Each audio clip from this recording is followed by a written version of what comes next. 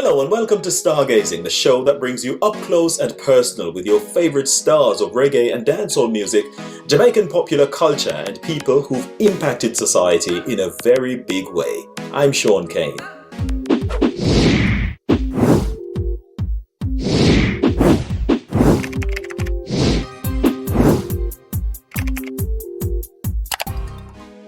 In this edition of the show, we'll be speaking with music producer, event promoter, and convener of the Rex Youth Foundation, Robert Rex. Let's take a look. Everybody, my name is Robert Rex, representative for Robert Rex Entertainment. Robert Rex came to the United Kingdom with his family from Kampala in Uganda when he was still a little boy. His brothers introduced him to reggae music a few years later, and he has been a fan ever since. In 1983, his brothers brought the legendary Jamaican sound system Kilimanjaro to the United Kingdom, the UK, for one of their many tours of the country. They did several shows with Dennis Brown, Sugar Minott, Gregory Isaacs, Beres Hammond and Andrew Tosh. At the time, Robert Rex's parents felt he was too young to be following the band around and did not allow him to attend any of the shows. Despite this, young Robert Rex told himself that he would not miss out. He managed to get his hands on the session recordings. This helped to further reinforce his lifelong love affair with reggae music. His deep admiration of the music forced him to find a way to share the powerful Jamaican rhythms with the public. By the time he reached the age of 14, he began spinning his favorite records at weddings, christenings and engagement parties. The young DJ later set up his own sound system called Quiet Storm along with a friend named Lincoln in the London borough of Hackney. The sound system was a huge success.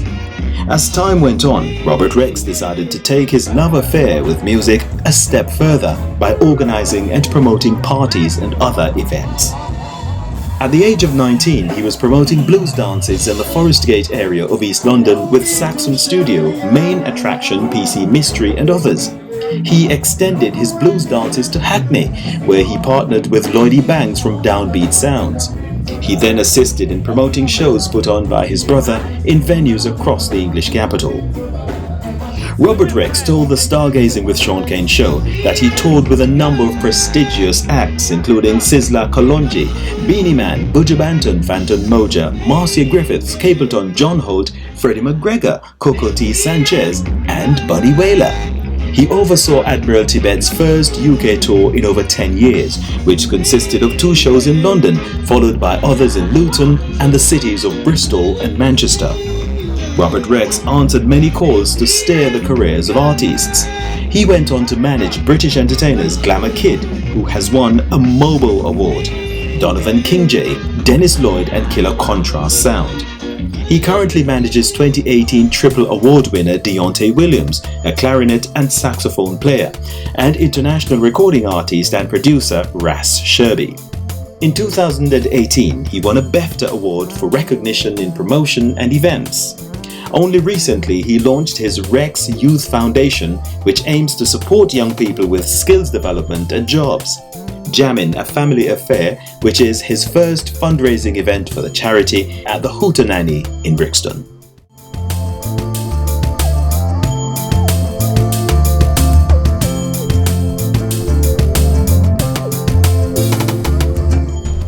Robert Rex, what one, sir? Greetings, yes. Highly blessed. Bless up yourself and the audience who's listening. Yeah, I'm glad to be here. Thank you for the invitation.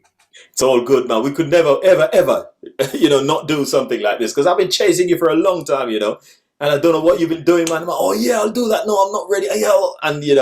But eventually. You may be getting me in trouble doing that because you're probably the first one. We've got a few more interviews lined up, but you're the first one. But for a long time, people have been asking me. I turned it down because I didn't think it was ready. The time wasn't, everything has its time. I'm not one to rush things. I think everything has its timeline. So now I have something that I think I'm passionate that I can come out and speak about, as well as tell you about the musical journey. So yeah. It's an honor, man. It's indeed an honor. We're happy to know that we're the first one, or we're the one who's been most persuasive, because we kept pushing and pushing and pushing until, as somebody once said, if you're not long and hard enough, You're bound to wake somebody up. So, we did that. But I know that your latest project is your youth foundation, and we're going to talk about that later on. But for now, let's look at your musical side first, because you've been so involved in music. You've been a DJ, you've promoted events, all sorts you've done. Tell me, how did the journey start? Okay, that was a very interesting time. Those times there, if you can remember, recollect, if you're of a man of age, parents never used to let you out of doors to go raving or to do that type of thing. For me, my brothers were, for the first time in 1983, they brought over Kilimanjaro.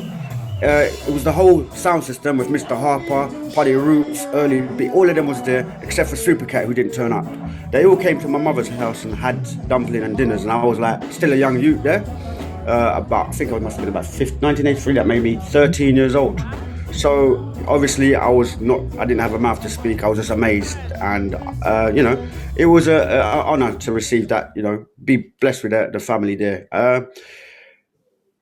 So my brothers were doing the Kilimanjaro dance at the UK tour in England, and what happened was, the way I got to learn or born into reggae music was, they brought me the sound system cassette tapes. As everybody will know, if you're sound system man, you used to have the tapes. Now this one, the first one I can receive, 100% I can remember, was Kilimanjaro, Saxon. It was at Slough Community Centre. Unity was there, and I'm sure Coxon played a PA. But the dance was really nice, and all I did was listen to this in those old Sony cassette players. In the night time, when everyone went to sleep, I'd put the cassettes on and listen till eventually I learned a new language, which a lot of people may not admit to, but it's called broken English, patois. A lot of people, you may disagree, but this is my opinion. So that's where I learned the language. And other people, when they listen to the music, they say, "What did he say?" Well, I said, "Well, he's speaking in English, bro." But it's a bit faster, it's a bit broken. So yeah, that's how I really got into it. That's And from then, usually. Mhm. yeah, from then on, it was. The thing is that, what about it that pulled you in? Because you are from England, so I would expect the pop scenes to be a bit more attractive to you. But you somehow did not seem to pay much attention to that. The reggae was what got you. How? Well, I came into this country by the age of 2, and we were living in Hackney, and there, the population was mainly Caribbean, and I grew up with that. That's how we grew up, the Caribbean community, and that's why my culture, my love for it is kind of been born into me. Further down the line, obviously, I had my stepdad Sid, who was Jamaican, and my children are half Jamaican. So it's just, I've been born into it, and I just love the culture, the food, the country, the music, the people. I mean, they get a lot of bad publicity, but it's only a minority that really does that, and that's what I try to express to people as well. Positive vibrations don't get pushed through. So when the Jamaican community and the Caribbean community, it is a very pleasant community to be a part of. Yeah. And I know you've been to Jamaica a few times as well. So what Yeah. brought you there? What brought me there? Recording. Recording, as well as the person I went with. Big up myself, Miss Wire Waste. She's I don't know if you remember the track Miss Wire Waste. That's who I went with at the time. She's from Manchester, and she's also on Legacy Radio. Well, we was going there to speak to artists together. It was a business trip, really, as well as a holiday, and we had a fabulous time there. We met a few stars down there. We went to the Youth Man Promotion recording studios. Met his son Danny. Made a track with one of the DJs there. We went to a few other places, studios, and yeah, it was just not enough time for me. So that's why I have to go back again. And now I've made the foundation. I can go there. I know I'm going to go back there and do some serious recording. So when you went there, first of all, the expectations that you had in mind, was that realized? Was the place exactly how you expected it? Were the people like you expected them to be? Right. For me, I'm not an easy guy. I've grown up with the community, and I'm just part of it. So, things that might scare or deter people from going there wouldn't affect me, because I love to travel the world already. I've traveled a lot of islands in the Caribbean and the world, and I'm a traveler. I like to always go to that spot, that ghetto spot, if you want to call it, where the vibration is happening, where it's all happening. And so I find myself putting myself maybe at harm's risk sometimes, where people look back at it, but I believe that if it's your time, it's your time. If it's not, live on, live strong. But obviously be cautious. So I'm just drawn to it. It's difficult to express. Wherever it is, wherever the vibe is happening in the ghetto. I mean, I was in Kingston for a long. People were always telling me about Kingston this, Kingston that. But I was fortunate to be around the right people. and I feel blessed to be like that, you know. So I could see what I really wanted to go there for. A lot of people, they travel to Jamaica, they go to Montego Bay. Yeah, I can't do that. I need to go to the ghetto. I need to see where it's all happening, where the music's coming from, where it breathes and lives, you know. So I tried to catch that vibe, and it was fantastic. Yeah, I enjoyed it. I just didn't have enough time. But yeah, and the country itself. I mean, Bob Marley says the mystic in the air. Wow, I felt that mystic in the air because yeah, I went there and I came back healthy, like, you know, body, everything. So it was good. So I'm really desperate to go again. But this COVID thing now is been a big pain in everybody, you know, life, and hopefully we'll see the end of it and we can start traveling and seeing family and friends again, because a lot of people are waiting to do that, you know. Well, I just breathed a sigh of relief when you said there's a pain in the, and then you went somewhere else, and I thought we have to represent the appropriate manner, you know. all right, so I see that. Well, you know, coming back to your DJing bit now, because you started spinning records and things like those. I mean, how did you get so brave at 14? You were spinning records at parties, christenings, and whatever event that people were brave enough to invite you to. I am, and well, I was a very, very shy guy, to be honest with you, very, very shy. But going and playing my music and seeing the vibration, it's like, you know, a lot of artists are like that. They, when you talk to them, they're very shy, but when they get on that stage, they just light up the whole place. I was a bit like that initially because for the background I came from, and but I just don't remember. I just, the excitement when I go there and play my records, it just took over. So I kind of battled with that. Yeah, you know, I just did. It was natural. It was a natural thing. I enjoyed entertaining people. As to how did I get gigs? Mainly my family used to do a lot. Remember my brothers who was promoters. They done a lot of big promotions with, you know, Sugar Minor, Gregory Isaacs, Dennis Brown, all the big stars, Sizzler, Kalonji, Cocoa Tea, all of them. So they was always having parties and barbecues, and we had a big family. So they kind of employed me to come along, but it wasn't because I was their brother. It was because we could set the vibe, and we wasn't. We was good at what we did. I remember going to one party one day. It was a relative of mine, and the sound system, it was just two boys. It was me and my brethren, and we'd come with the record box, and we're talking to the guy, and he's saying to us, yeah, we can play in a minute. But they wouldn't let us play. You know them one day where people were egotistical and a bit, I don't know what it is. They didn't want us to play to the end when the crowd turned around and said, nah, they want them man there to play on the thing. And the crowd got us on, and when we got on, we mashed it up. We mashed it up. So I could see why they didn't want us to play. But yeah, you show them up. You were going to show them up. Yeah, we was younger, remember, and so full of energy. Mm-hmm.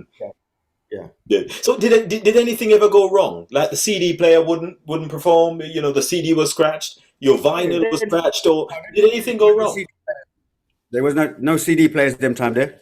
You had the record. You had the record. The was Pioneer, or you had the, you know, the pneumatic one, which was the cheaper one. But them times there, one of the turntables might mash up, or the needle.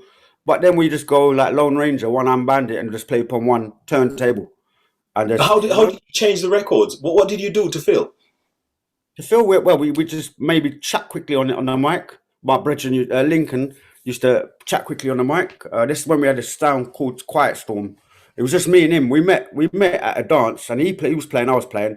And all of a sudden we had this competition one-on-one where we played each other records, and then we walked home and decided to create a sound system called Quiet Storm. But yeah, he was as fanatical as me, so that was an exciting period of life to start up. We actually we used to set up every Sunday. I don't know, big up all the Manor crew if they remember this, Pritchard's Road.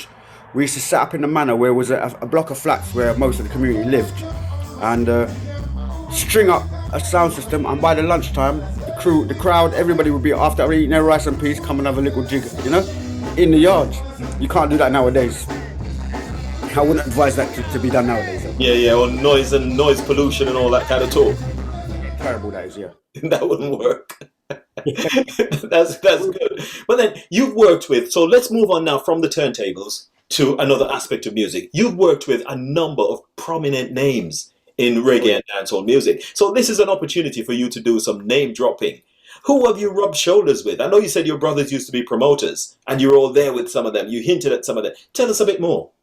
Right, the ones I actually toured with. I used to be the tour manager and driver sometimes up and down the country, which was that was just amazing. You could imagine, as a youth, you was looking up to these guys and you was listening to their music, Cocoa Tea, I can't, Sizzler Kalonji, Richie Stevens, Admiral Tibbet, and lots of names. So my brothers are doing a lot of concerts with them. When I first started, when the latter years of their promotions, say for example, they was doing dances at Academy, Wembley Arena, you know, and tours all over the country. So I toured Barrington Levy, people like that, you know.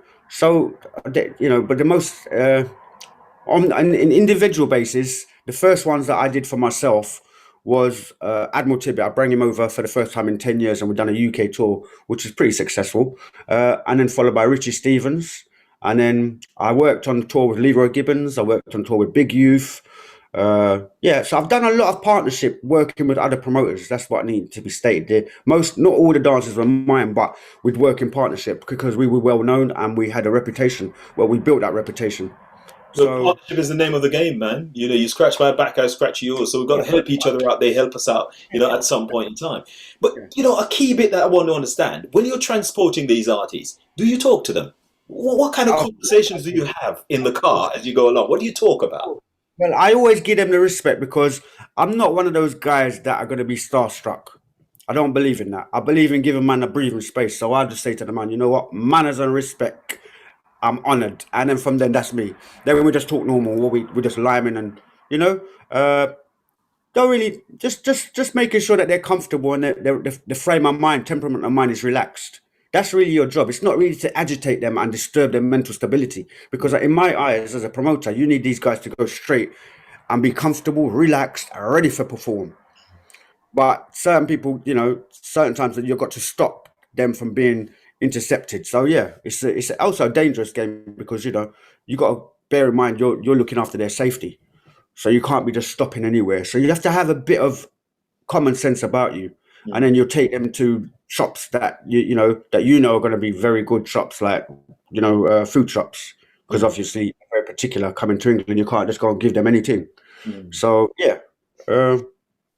It's just keep like a bodyguard or escort that makes sure that they're comfortable. Meeting them at the airport, taking them to the hotel, arranging all those things for them. So yeah, it was like you spent a lot of time with them, and you get to know them personally a bit, and you just got to be there for them, you know, to help them in whatever they need, you know. Do you ever feel like, well, this is a big responsibility here, but I've got precious cargo on board. I don't want to make any wrong moves here? Never. Why? Because I'm so passionate about the thing, and I kind of adapted to it very with ease. You know, I have the confidence. I don't know if it's just I'm a very good people's person. I can speak very well. I can get along with different people, so that made it easier. You have to have some form of personality in order to sustain cope with that kind of environment. Some of them can be, and they'll cuss you off if you do something wrong. So they cuss you off. You know. Who is the moodiest one? Oh, come on. You don't want me to name drop, do you? No, I don't think I should name drop, to be honest with you. I could tell you a rough thing. Oh, I had one that wouldn't move from London to go to a dance, and just wouldn't move. And it ended up making me look bad, actually, because the promoters came down and picked him up. So I don't know if I don't know what that was all about, but he wouldn't. We went to pick him up and he wouldn't move. He wanted more money, so I couldn't do nothing about it. The promoters ended up sorting it out, and I lost my commission for that thing, and it wasn't good, but it's just a learning experience. Not everybody in life is perfect, you know? Some people... Do you still play his music? Sorry? Do you still play his music? I'm not biased like that. Music is music. You can't overpower the music against the personality. That's a bit naive and a bit, you know, cutting your nose to spite your face. But saying that, I did get a call the next year from him, right. And he told me, I said, who this? Him said, la, la, la. I said, yeah, what you want? Him said, it's not the same one from last year. So, you know. He's changed. Yes. Yeah. Yeah. So what's your favorite record from him? Oh, come on, man. You're not going there, bro. Come on. I like the question, but no, that'll get me. I think that's not very professional for me to do. Well, you're sharpy. You're sharpy. I tell you, you sharp too, you know, you see it. But I'm going to tell you later on as a personal favour. Yeah. Okay, Red. I'll tell you what. I was hoping that you'd take the bait, you know. No. I've seen a lot of these interviews, and this one I know is a top ranking one because you've done your research as well. See, the man who do their research, they're the dangerous ones because they're going to fling that thing in one angle somewhere, and you're going to jump to it. So no, not this time. But you've been involved in a lot of aspects of music. I know you've dabbled in management as well. Because one of the big artists that you worked with, I remember, is he won a Mobile Award. Oh, yeah. I'm just thinking, wow, that's really good, Glamma Kid. Yeah, that was an honor for me. Tell me a little bit about the journeying with Glamma Kid. What was that like? Because I remember his tune, Sweet as Taboo and all of that kind of stuff. And he got lots and lots of airplay. Tell me a little bit about working with him and building that career. What was it like? For me, as I entwined into management, which I started not purposely, it was just I was doing a gig and I spoke to an artiste and then I got into it. But with him, let's go back to him first. I knew me and him had a mutual acquaintance, a friend. Every one of the people that I became to manage, I never asked them to manage. They always came to me. It was a part of having a reputation that superseded me. For example, people knew, they could see the movements. They could see I was consistent, professional. And all those attributes I keep advising people are very important within the industry, because when people research who you are by Googling these days, they're going to see what you're all about. And I always say to people, keep it clean, keep it professional. So that's what I believe attracted them to me. That then being in the same house as them, then they'll ask me, do you want to manage? So Glamma Kid was that one of those. And we went a few places. We went to Leicester, we done some interviews, we done some shows with him. And I just took what I could from that experience working with an artist of that caliber. See, life is about learning. So if you continue to believe you can learn something from someone that's been somewhere where you haven't, then you should reach that place at the same at the time that you're supposed to. So, yeah. Someone, that was a enjoyable thing, a prestige to have been managing a Mobile Award winner, So, but like I say, I don't really look deep into those type of things. I treat people as an individual, as a person. We're all people. Now, the fundamental thing about life is respect. If you respect me, I respect you. If you're an artist, you don't respect me, then I ain't going to respect you. You have to give me that fundamental, and that's what happened with the one I told you about earlier. So you have to voice how you feel sometimes. You can't just shut your mouth just because somebody's famous. That don't do it for me. I'm not one of those guys. So you have to stand your firm stance sometimes, and But yeah, that was a very good one for me. We managed him for a little while as well, I think. Yeah, and yeah, it was an honor. It was a big honor for me. Then obviously, yeah. I was going to say, I'll give you a quick one. Same with Tibbet. Tibbet, I brought him on a tour, and we spent, me and my missus Wendy, big up Wendy, we spent a lot of time with him, personally catering for him. And at the end of it, he was good. He went home nice, fat. And then a few maybe months later, or maybe a year later, he contacted me on a voice note and said, Rex, a lot of people want to manage me, but I don't trust them. So me want you and your wife to manage me. And I said, what? On manners and respect, because that's what I like. I like, that's what invigorates my soul to the music and everything, is being recognized. It's a very important part of the industry, but you don't get a lot of it. So when you get silly things like that, people that are bigger than you in a sense coming to you and asking you to manage them, that's what really invigorates me. Like, that it makes me say, well, I must be doing something right. The same thing happened to Jayouth Ambassador Sound, one of the biggest dub sounds in the UK, the world, one of the originals from the 1970s. I used to manage Ras Shirby as well. Well, I managed Ras Shirby, and basically they took me to Belgium to hear them play, and we stayed in a nice place, the hotel. I really enjoyed it to see this. They actually brought me there to see what was on the other side of the world, because they realized I haven't really, And when I opened my eyes to that, I thought, wow, I'm going Europe. I'm going everywhere now, because now it was time to expand. But they then called me into the room and said to me, look, the reason we bring you here is that we want you to manage us. And I thought, wow, again, what's going on here? So it just keeps on happening. And the amount of people now that I turn down is unbelievable. Like, everybody wants me to manage them. But I've had a change in direction with management now, because I'm going into such other things. Management will come back into it when I've got someone to take that department on for me. But at the moment, we're chilling out now because we're trying to promote other brands, like Rex Radio's coming up. You've got Rex Records producing now, Robert Rex and Thames. There's a lot of workload. So that you have to now prioritize what's important for your business to go forward.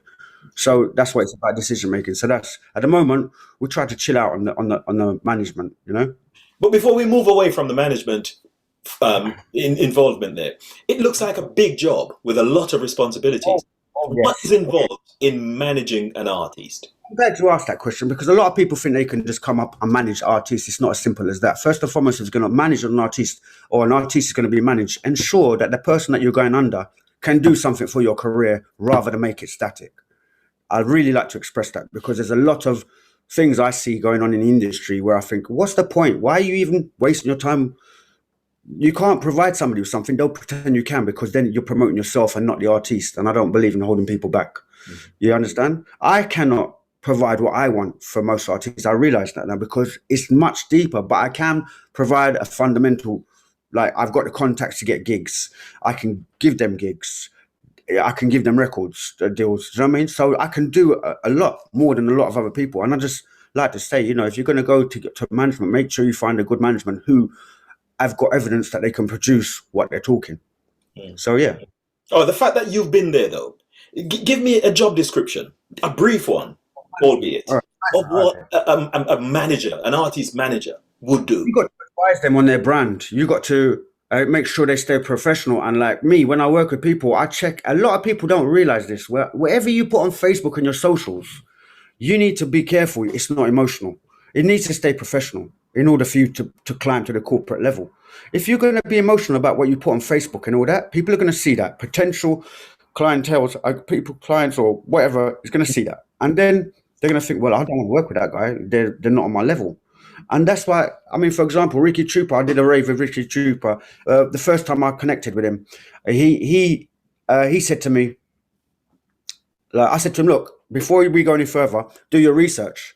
And I said, ask these 5 people who Robert Rex is. And he goes, don't worry about it. I've done my research. And 2 of the people you mentioned, one is my dad and one is my mum. I said, hallelujah. You know, so it's very important. So the question you were just asking, so I digressed a bit. I just wanted to know what they would do, what they do, what's their role, what kind of items and issues do they deal with? Asking for gigs. You got to be finding records to be produced. It's your job to get that artist out there. You need to get that artist out there, and you can't just get them out there by you have to go around. You have to make connections up and down the country or up and down the world, so this artist can get their music out there. Otherwise, you're sitting on something that you can't handle. That's what I was saying earlier. There's a lot of people who haven't got that scope. They can only do certain things in certain areas because that's where they live. Yeah, but it's not about where you live. For example, I'll give you certain managers. They'll play the same gig 5 times in the same area. You just devalued the commodity that you're trying to promote because their supply and demand has gone up and down. I won't have none of my artists do that. I won't even have them do a gig in the same area in the same month, because you need to maintain some form of demand. And the only way you can do that is by the way you manage that artist and where he plays. So if I play South London, I'm going to play South London again next week. If I play South London, I'll play East London, or I'll play country, then come back to, you know what I mean? So there's strategies that have to be in place, is what I'm trying to say. But because it comes naturally to me, expressing it to you, I'm having to think about it, because it's natural for me. And because I've got that connect, I've got an advert. It says, it's not who you are, it's who you know. Get connected, Robert Rex Entertainments. That's not a brag. I'm trying to tell you, whoever takes on your team, make sure they know what they're doing. Then your career, because otherwise you can end up flopping people's careers. And I don't like that. I think people who are in this business, it's hard enough as it is. So they need to, do some research whenever you're going to get managed, is my advice to people, artists out there. Do your research. Read the contracts before you sign them. Yeah, it's very important, because, back in the days, remember how the elder generation used to get ripped off with Yes. It's the same thing. You need to research what you're doing. Don't trust anybody. Let's say an artist is watching now and they are just about to get their career off the ground, or they're looking to get that happen, to make that happen. What kind of questions should they be asking this person, a manager? They identified a potential manager. What kind of questions are they supposed to be asking that manager? What's the fee that they're going to be charging? What type of fees are they charging? So then you can compare to others and see if it's fair.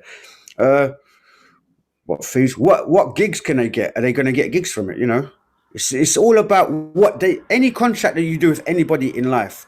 any contract, it's about two-way sided story. One side is what you want, one side is what they want. Now you've got to communicate between the two that you're happy with the contract that you're going to get, which is going to be one. So don't be shy to demand what you want, because only you can see your vision. That management team is going to have their own vision, but you need to, I've worked with artists, which I find very successful, is when you entwine together and work together towards the same goal, but you need to understand each other's goals or what that management can do for you, because they might not be able to do what you want, you know? So yeah, you just need to know what you want, where you want to go, how serious you want to take this. Is it a hobby or is it a business, you know? And just keep up to your end of the bargain, you know, because it's also, there's a lot of work for the artists as well. It's not easy. Mm-hmm. You have to be very dedicated and ready to push yourself out there, because I've worked with artists and they stall what I'm trying to do by not being on time, that's the ones I don't work with. I'll drop you, because I think I should never have to chase people to better themselves. I don't believe in chasing people. I think if you're serious about what you're doing, then you will communicate. Communication is very important. You'll communicate, yeah. Mm. Yeah. So when they don't really keep up to their side of the bargain, like they're not turning up on time and they're not reliable, what do you say to them? Listen, brethren, I can't work with you. It's done. What do you say to them? I monitor it, and I'll say, I'll try to express it, because obviously sometimes they don't know. So sometimes there's a learning curve for them that they don't know what, it might be a whole new world excited to them, but they don't understand the responsibilities. So you got to let them know, look, with me, I'll tell you what it is with me. And I think this is going to be a very good learning lesson to anybody. When I studied a bit, and one thing I learned from one of my college courses was time is the most valuable commodity in the world, more expensive than diamonds and golds. Rich man can't buy time. So the time you're here, utilize that time very well and don't let nobody waste it. From time I got that in my brain, boy, was I dangerous. Anybody waste my time, I say, yo, I'm not interested in that, because you just waste them. That's why I say I don't chase people. Because if I have to chase people, that's my time I'm chasing you with. I've got businesses to run. You feel me? Yeah. Well, you're watching Stargazing with Shaun Cain, and we're speaking with Robert Rex, a man who's involved in almost every aspect of the music business. He loves reggae so much that, he manages reggae artists, he puts on reggae events, he's done almost everything. So as you watch, we just want to remind you to subscribe to the channel to make sure that, when new shows are available, you know about this. So please subscribe. DJs, dancehall artists, reggae stars, rappers, soca kings and queens, Afrobeat stars and performers of other genres, are you about to drop a brand new single, EP, mixtape or album? Or have you just done it? Let us help you shout it out to a captive audience. These are people who just love music and can't wait to listen and enjoy your masterpiece. The Stargazing with Shaun Cain New Music Preview is the platform on which you can shout about your brand new tunes. What's the title of the record? Who is the artist? What's the backstory? When is the release date? Where is it available? This is the information your fans will need to download your music, add it to their playlists, and get rocking. Available on the Stargazing with Shaun Cain YouTube channel. Email gazingstarworld@gmail.com. Subscribe, like, share, and hit the bell. The Stargazing with Shaun Cain New Music Preview. Come on and get us rocking. Now, Rex, let's come back to you now. You've done so much in terms of music. You've managed, you've produced. We're going to talk about production in a minute, but before we do that, you've been a booking agent as well. Yeah, that's similar to management. What have you not done? Oh, all right. But let's go on to booking agent then. Let's find out, what does that role involve? Booking agent is a simplified version of management in my eyes. It's like you haven't got the hassle of procuring everything for the artist, but bookings. So bookings, you could have a database of something and just add that artist to that. Now, people who come to that database to see who you got available couldn't have choice then. So they'll come and book. You then liaise with the management team or sometimes managers of that artist and say, right, you've got a booking, and then you just take your percentage. So it's a bit basic. It's just earning commission off of bookings. Where management is much more work. It's the deeper end of bookings, because you have to book, you have to look after them, you have to, try to create a path where they're going to go to help them promote and things like that. So yeah, booking is, at the moment I prefer to do bookings, to be honest, because it's less hard work. And I'm always being asked for artists to be booked. So yeah.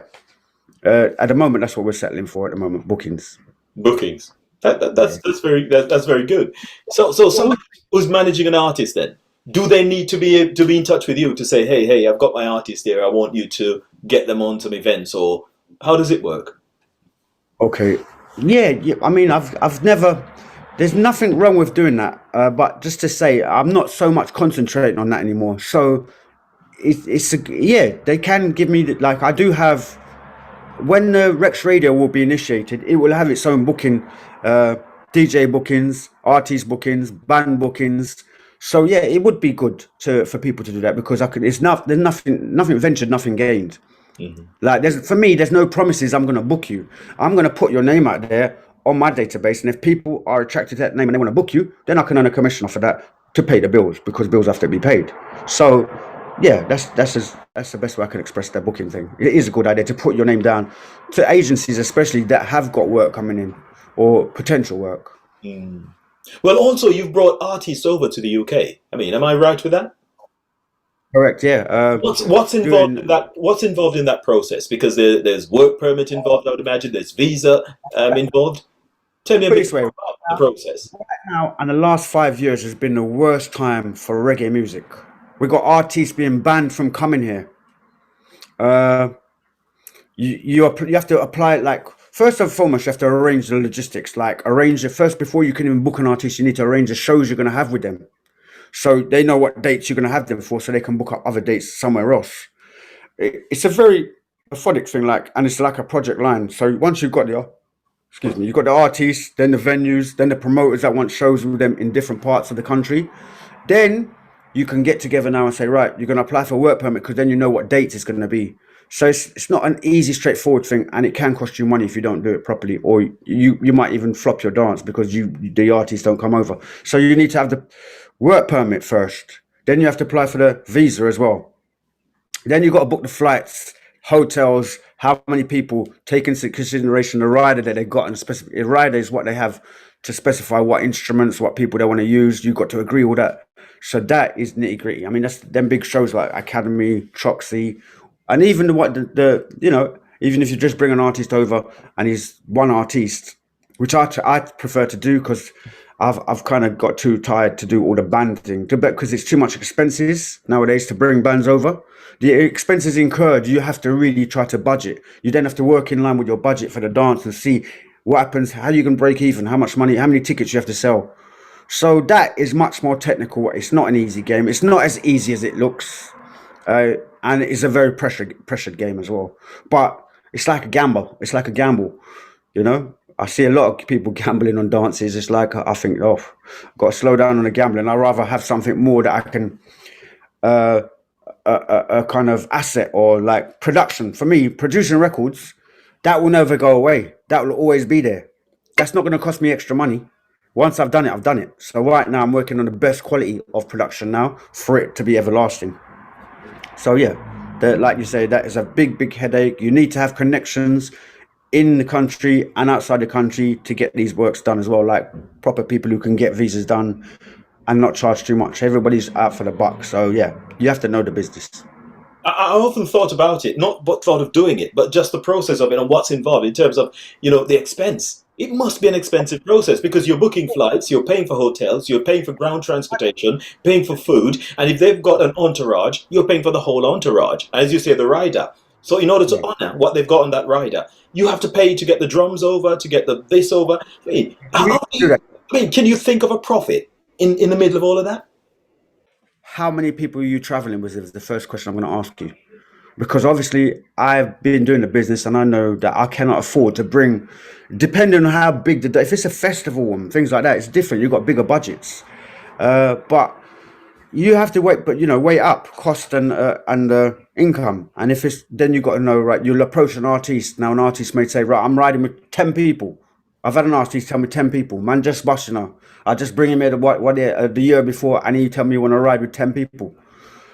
I say, yo, good luck to you, my brother, because I can't afford that. It's not a disrespect to them, but in business, remember, you have to have a budget. And if that oversees your budget, then you're in your safety margin net to know that you can't do that.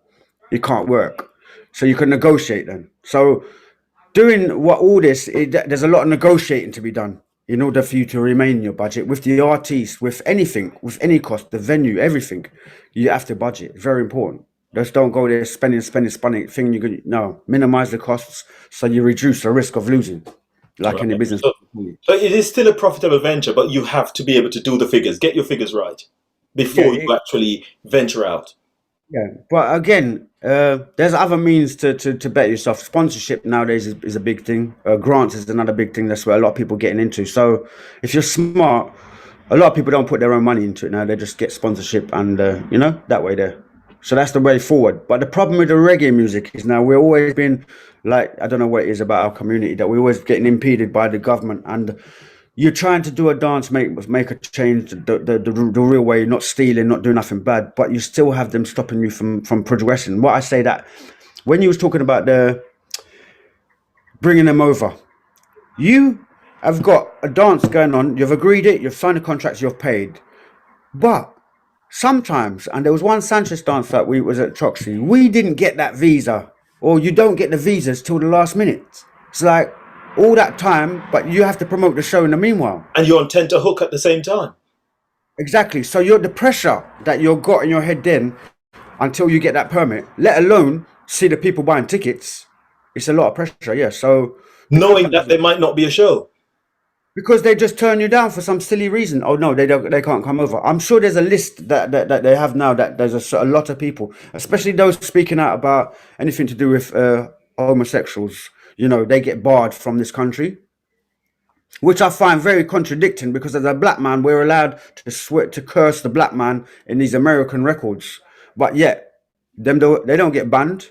It's all right to talk derogatory about our community, but not about a different sex. I just don't get that. I had to say that. Nothing homophobic about it, but it's just comparison about how they deal with one people and how they deal with another people.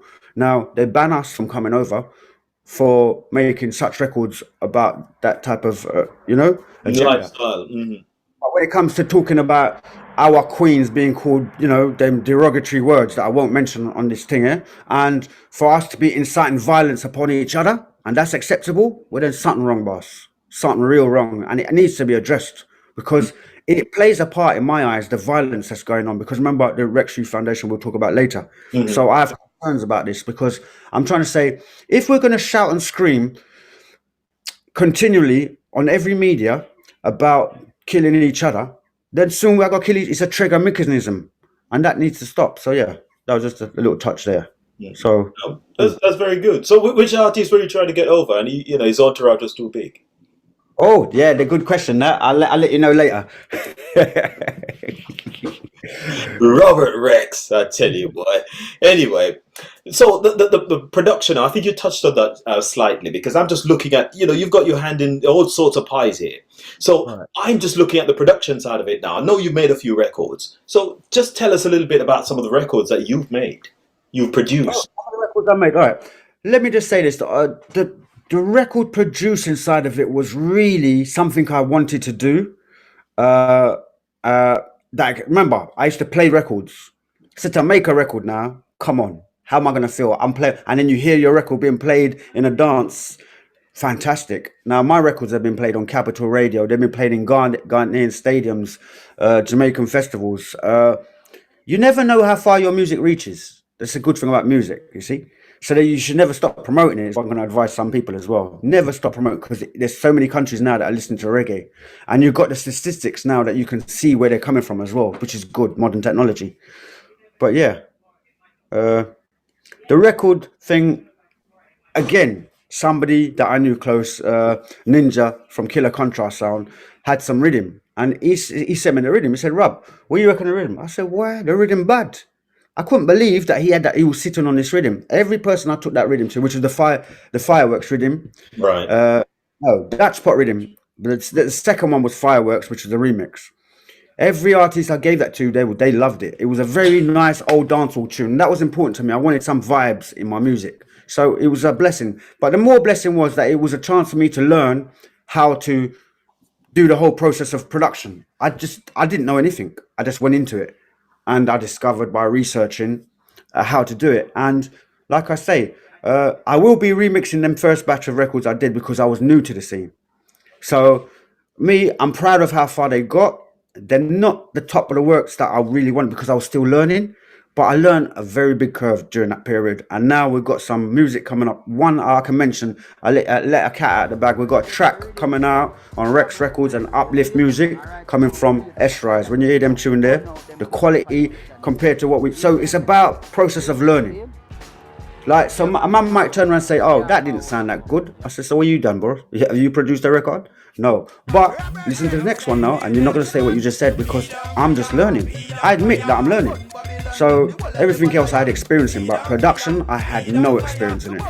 So I took a dive in the deep end because I have so much passion and enjoyment, and I've got the people around me. It worked out, and now, you know, we've got some other big records coming out with The Real Storm from a award winner in America. Jamali, you know, is coming from big. We've got it all there. It's all lined up, but it's coming when it's ready. You know, time is ready. No dates yet. Put it this way, we've got a real love rhythm with Jamali and a few brilliant young ladies coming from Jamaica. Tisha Rain, Pinky Famous from Music Town Studio. Yeah, big up the whole of Huno. I've got the lyrics all there. What I'm doing now, because I've learned the curve, I'm remastering every rhythm I got, so it's top quality.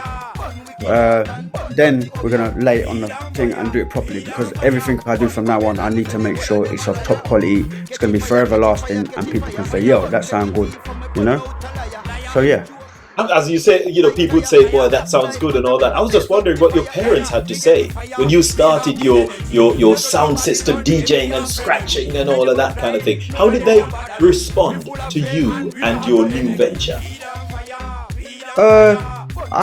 Did they say it sound good? No, remember, I used to entertain, like my mum, my brothers. I was playing parties regular. I'm talking about every time we fling a party once every 2-3 weeks, we was on that. So, but we used to do our own blues parties as well. So my mum knew I was out there a lot of time. I don't think my mum didn't want me to go into the music. I don't think. She was more something else for me. But as you can see now, I tried whatever that's something else. So I've done everything I've tried to do in life. It always comes back to the music. So I think now they've accepted the fact that music is me.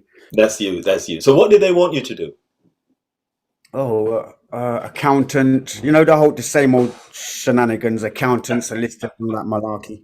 I was never one of those anyway. I wanted to become a manager. I wanted to become the three things when I was at school. I can remember this was manager, own my own business, and computer operator. I was a computer operator by the age of 21. I owned my own business before 21. And then, what was the last one?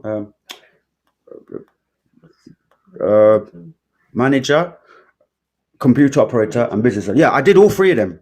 So now that's where my life has evolved a bit, because I've realized something about me. If I put my mind to something and I like it, I will do it. I don't talk the talk and can't do the walk. A lot of people know me. When I talk, it might not even happen this year, but a couple of months later, I'll call you up and say, "Yo, you remember that talk we had? I'm ready." Because everything has a time. It's a time for everything. Don't people tend to that talk and then rush. Nah, man, you have to talk, plan it, then walk it, then run it. You know, everything has its. You know, you got to go up there. Otherwise, you're trying too hard to do something that's impossible to do in that constraint of time. And you've been very persuasive, I must admit, because you managed to drag Wendy into all of this. How did you get her to go along with all of this? I got to talk about that one. Wendy Rex, big up. But Wendy never want to do this. She gave me fight. She never wanted to do this. Really? I had to stick it on her. But you know what? She glad for it now. It benefited her. She became more confident in herself, in her persona. She gained confidence, which is great for anybody. She is very well liked. I mean, when I knew the choice, I didn't stick it on her. I stuck it on her because I knew, as the person that cares about her, that it would be good for her. But I did have to, because she was a bit dubious. So sometimes I had to push them into the deep end and make them fall and start swim again.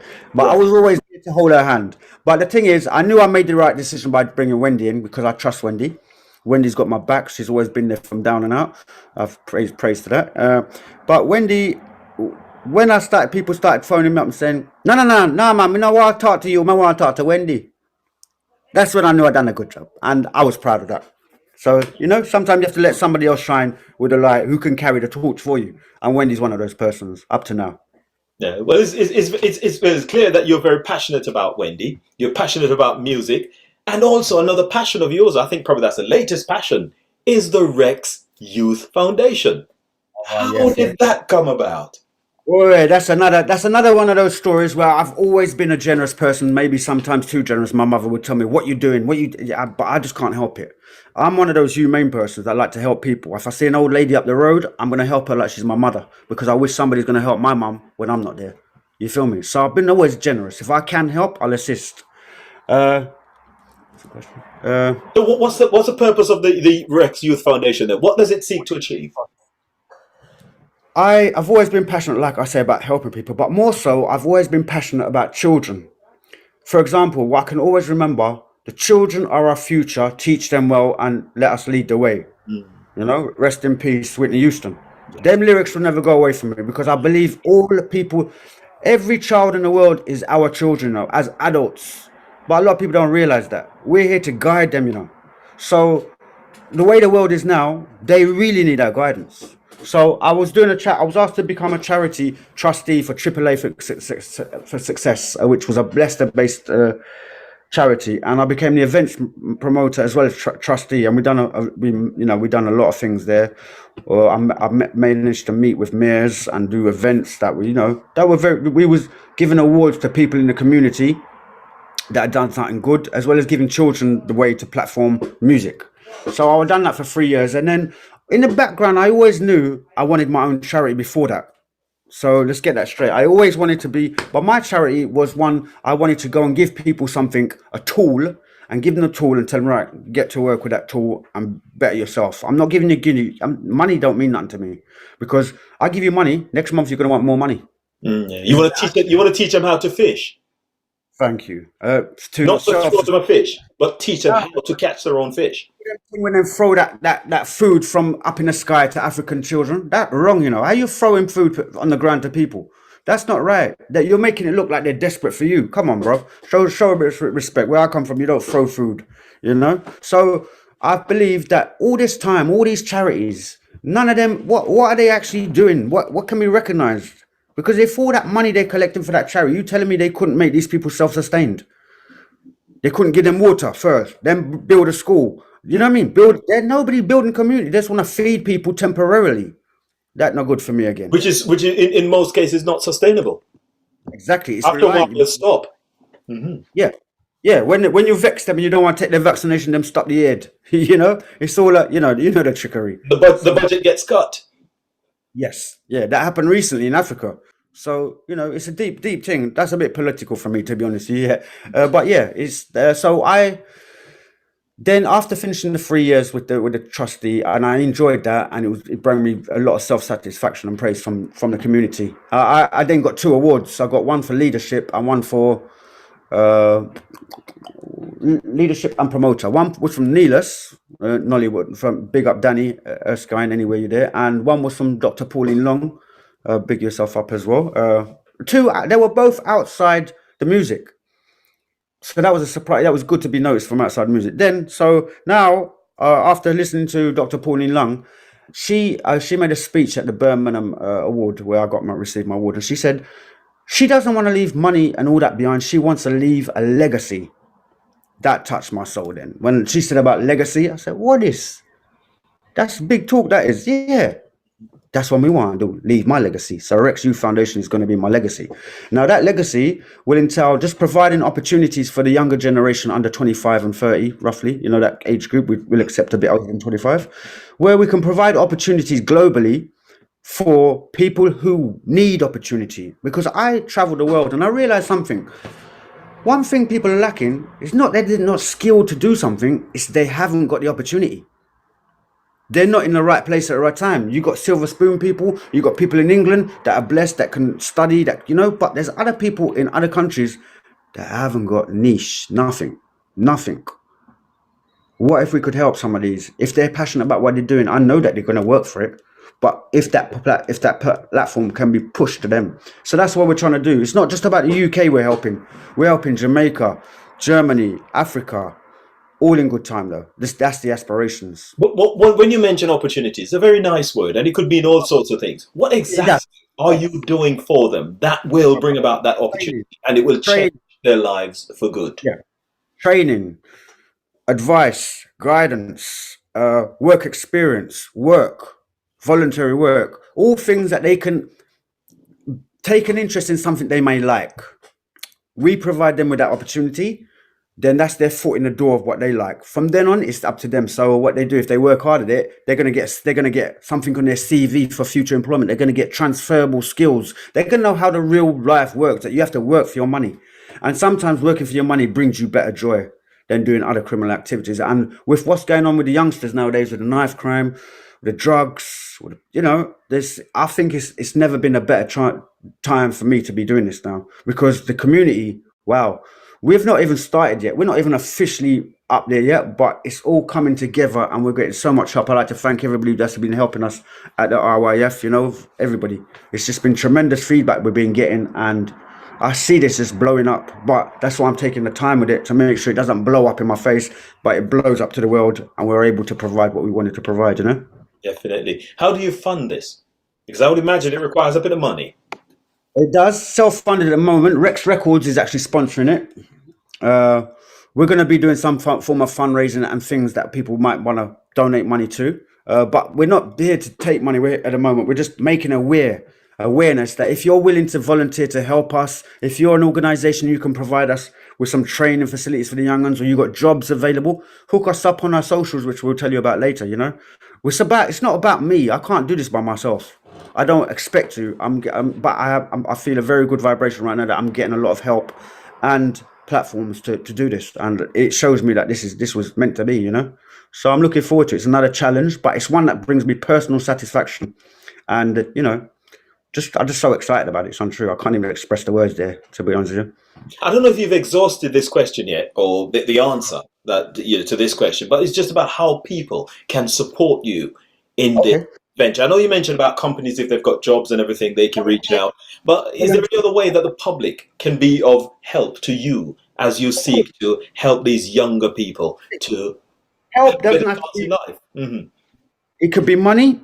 It could be an item that you want to donate for one of our auctions, that silent auctions that we'll be having. That a brand new item that you got and you don't want it, we're going to stick that on. And everything that we get money wise will be transparent. By the way, there's one thing about me I've realized. I see a lot of charities spending a lot of money on admin. Let's pick up on that, but more money can go towards the cause itself. So I'm making ours most transparent. Anything we get in, you see where it's going. So for example, at the moment, it's self-financed by Rex Records. We've got 2 employees already under the age of 18 working for our social media. We're not earning money for them, but we've just employed them because we feel that takes, Wendy doesn't have to do so much of that work. It helps her. I could promote Wendy up higher now. She's got into the thing, and I can take on different roles, but it just leaves it. So we're kind of making room for them, just to show that people how serious we are about this. And then I expect others to be helping us along that way there. I don't know if that was too much, because maybe I keep going around in circles there. No. You're answering the question. I was thinking about music as well. Would there be opportunities for them to learn about music production or event Absolutely. promotion, or how to organize an event? Because you've got expertise in those areas. Yes. One of the thoughts I had when I was creating RYF, I thought to myself, and this thing that I've been doing, Robert Rex Entertainments, Rex Records, there's other platforms people don't know about that we run, because we don't want people to know too much about us, because sometimes envy and jealousy sets in. But we've got other platforms on the music business that people don't even realize how we run that. But I'll tell you later about that. But so all these companies, in my eyes, have certain aspirations of them that I could see the younger generation liking. Social media, which is computers, IT. Anybody interested in IT, come and, we can help them. They can help one of the companies and they get paid for it. You see where I'm going with this? So now I'm applying. I decided I can employ these youngers now in all my companies. And by the end of 2 years' time, my companies will be run by young little entrepreneurs like me, you know what I mean? Thriving off of me and hopefully succeeding in their own aspirations in life. So if you understand. So now I'm trying to get it all together that all the companies are connected to Rex Youth Foundation, and Rex Youth Foundation will provide employment for them through those companies. So that was the first thing I thought would be easy. Then I don't know where it's going next. It's just coming together slowly, but by taking time and speaking to other people in the industry, and that are already in charitable organisations, it's like I've made the best decision of my life. I just feel good, you know. It's a Mhm. good. And even though you don't know where it's going next, once you get started, you will see I, the need for other I just, things. So there's no it's not. need to think about that. You will see Yeah, the it's. need. Say that again. Sorry. I'm saying once you get started, that's a good thing because while you're moving, you will see the need for other things as you move along. And then you'll be able to incorporate those in. So no need to worry about what's the next step. You will see No. that. No, the next, I think it's set in stone already, if you understand what I'm saying. I think it's my destiny. So I have no worries about it. I know with the gift of the gab that I got and what I'm doing is real. Yeah, look, I used to be a salesman, so I can chat. But when I've got a product that I can sell 200%, it's sold already. Don't sell, sell Good. off. Because you won't need to feel for words. You know You have to have exactly where you're going with this, exactly what you're going to say. Yeah. Yeah, I know what the basic fundamental things are, but I never know where it's going. That's something else. Where it's going is taking me. I feel every time I think about this, and every day that goes past, I feel this thing is gonna blow up. I got that feeling. I've never had a bigger feeling than this in anything. This thing is gonna blow up, and I just know it.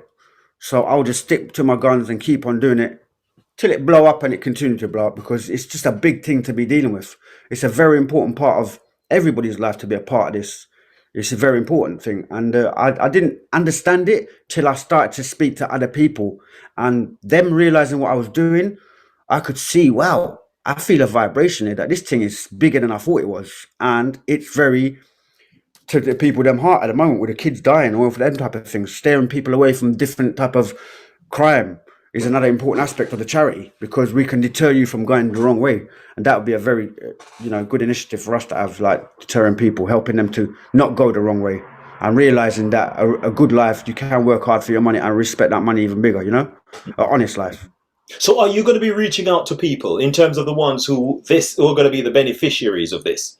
Are you going to reach out to them or you want them to contact you? Come and knock on your door and say, Rex, I'm looking for a job. Rex, I want to learn music production. Rex, I want to learn how to drive. I want to Yeah. learn how to be a delivery driver, a logistics person. Are they going to come to you or you're going to go and find them? No, initially we have approached people purposely with headhunted because we have to be delicate about the situation as well. We have to ask the parents for permission and we have to work coincide with the parents. It's not as simple as that. It's children you're dealing with, especially if they're under 18 or whatever, there's laws. So we have to be careful. And the other thing is that we don't want to impede on anybody's future. We want them. I just feel it's a delicate thing. So yes, initially we didn't, but eventually now we're gonna, by the time we've created our website and everything, then we're gonna have people coming to us saying, right, they want to do this, and then we're gonna see if we can fit them somewhere or help them. But obviously you can imagine the workload with that. So right now we're just building the foundation, going as slow as we can, but we can, because if we don't control it, it's going to get too much for us. So yeah, eventually when the website comes up, we will have people a place where you can register and say you're interested in this, and then we can see what we can help you with. Because we will be joining with other bodies as well. Remember, we're only one body starting up, but there is a lot of help out there for people, but they just don't realize it. So a part of our job would be connecting. So you might want to do this. I say, right, there's a course there for you. Oh, there's an apprentice there for you there. If you want it, take it, So by the time the companies and the training the providers are contacted by us, we should have a list of courses, a list of jobs, and we'll make that connection permanent because we've got a few already. We've got a car wash in Greenwich, not Greenwich, Ealing, where that's ready to take on hard-working people and to burn off some steam and work. We've got, what else have we got? We've got some journalist vacancies for a magazine, German magazine. So yeah, I can see what you're saying is going to be. They're going to have to register soon because there's going to be a lot of interest. Yeah, That's very good because the opportunities are varied. It's not just in one area. All hugely very. sorts, as you say, journalists. You've got car washes and all these different places that people are able to tap into these different opportunities to Looking at it get from my point of view, to get some I can experience provide, and yeah, jobs. musical careers for these people, like you say, artists, comedians, poets, bands, uh, instrument players, whatever, recording artists, or on the background scene, studio engineer. A lot within my companies, I can produce a lot, but there's a lot I can't produce. I haven't got a car wash, so I have to outsource. And I know a car wash. Everywhere I go now, I speak to businesses and I say to them, look, are you interested in taking on some young uns? This is what I'm doing. And that's how I get it. And everybody's saying yes so far. So it's a done deal, you know? It's Yeah. good. Sounds great. So great. Well, as you mentioned about all different events and all of that you're going to get these young people connected to. There's always an event out there with Robert Rex's name on it, or the Robert Rex promotion, or something like that. I think live performances. There's going to be an event that you're putting on at the Hootenanny. It's that's jamming. I think is it jamming? Yeah, jamming is a regular occurrence at Hootenanny. I think it must be our 7th one. We started in 2017, I do believe. We've never looked back. It's just built and built. It was something I built for everybody of every creed and color to come and just jam, enjoy. And you know what? We've never had any problems there, and touch wood. And it's always been a peaceful.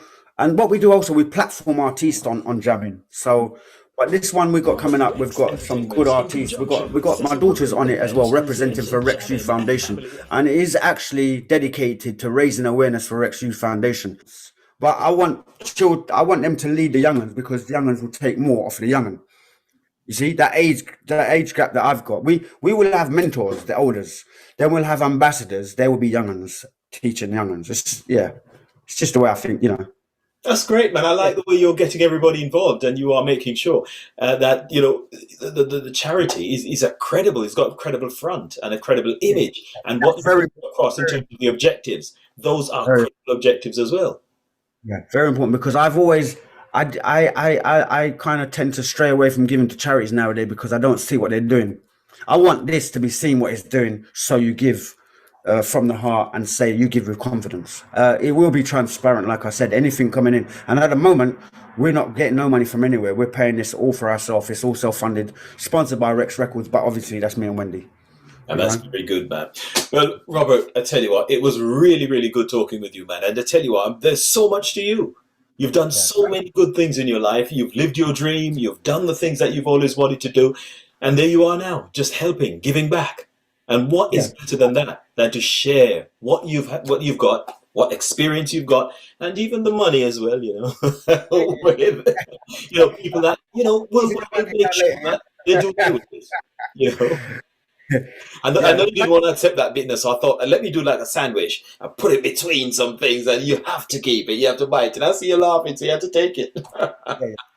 But, Robert, it was really great talking to you, Robert Rex, our special guest today. But before we go, I always like to challenge my guests to see how much they know about reggae and dancehall music. I always ask them questions from this book. It's called Reggae Larger Than Life, the ultimate reggae music fun and games book. It's written by myself. It's available on Amazon. It's also available in Jamaica at Ashby's Pharmacy, 160 Old Hope Road in Kingston. If you're more into apps, the Android version of the app is available from the Google Play Store. Just type in Reggae Larger Than Life Fun app.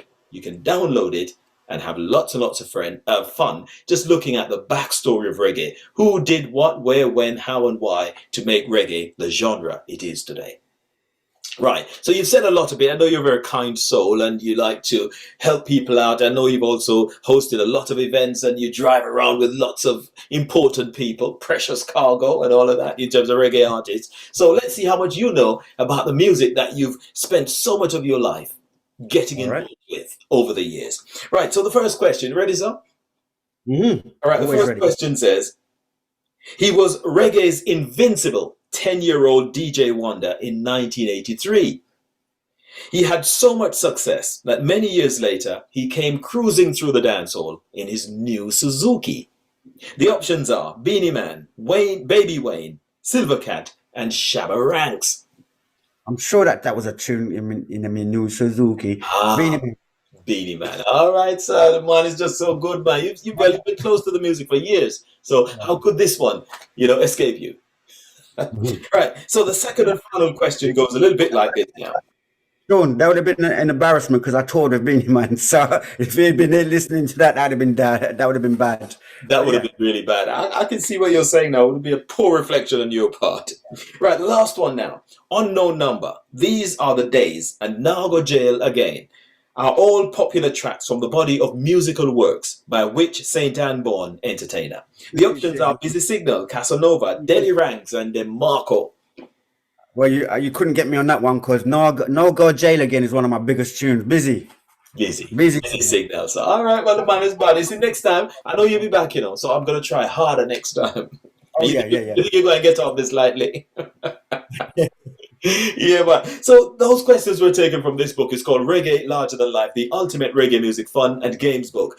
It's written by myself. It's available on Amazon. It's also available in Jamaica at Ashby's Pharmacy, 160 Old Hope Road in Kingston. If you're more into apps, the Android version of the app is available from the Google Play Store. Just type Reggae Larger Than Life fun app into the search box and you can download it. Have lots and lots of fun. Robert Rex, I tell you, man, I'm impressed. Thank you. You've done so much, and I'm just so happy that you've got that kind heart, and you're such a good soul, and you're willing to give back. Yeah, I try my best, but yeah, I'd like to big you up as well. You're doing a good thing. I've been listening to your interviews as well. Keep up the good works, my friend. We all play a part of the same jigsaw puzzle, and it all fits together. Never forget that, Everybody got a role to play, and the way I see life is that we're all given talents, different things that we are chosen to do. We just need to, and we must share them with people. So we must be able to facilitate this, facilitate that, give that, receive that, all sorts. And if everybody does that, it just makes this one big happy world.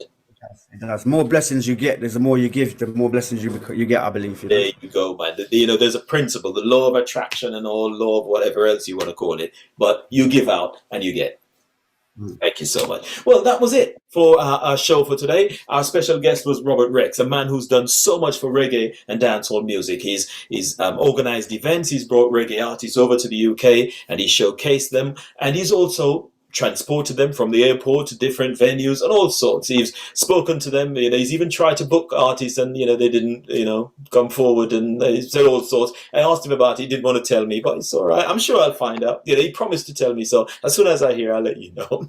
Well, that's it for this edition of the show. Until next time, this is Shaun Cain saying thanks for watching. See you soon. Watch it, man. Feed on fire, burn Babylon, the whole of them a liar. Feed on fire, smoke up the weed, get myself higher. Feed on fire, burn wicked heart and burn dirty obium. Feed on fire, burn Babylon, say the whole of them a liar. Fire make it blaze, make it burn. Fire start burn, see the Babylon a run. The dash them turn on and the fire can't done. Weed man a blaze in a chalice and bum. We burn the fire from Gambia to Germany. We burn the fire and get